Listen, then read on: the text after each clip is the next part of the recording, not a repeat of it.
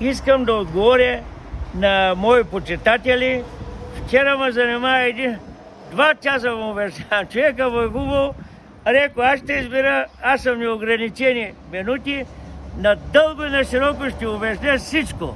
Сега питат ме и той, и други за пръскането. Малко относително от това нещо. Защото отначало пръскаме да заздравим. Аз мога да го пръскам най-напред, много рядко с син камък, да се заздрави. След това вече на 7 дена е най-хубаво пръскането, но зависи все пак от доматото. Има ли листна маса много, няма ли, колко го поливаш, засушено ли, какви мани се получават и т.н.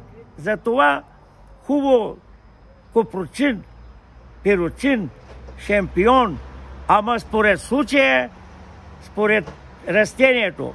Ако е в жулуница климата един, в елена е по-студено, по-влажно и т.н. Зависи какво ще бъде това.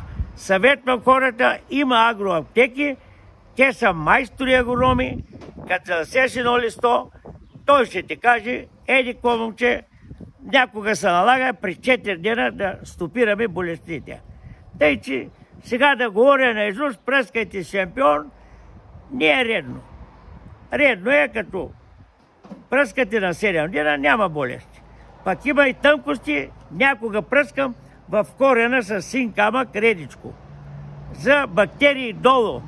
Томатите от начало получава бактерии, много листа има долу, зато и в предни предавания давам, че чиста листата да се проветрява.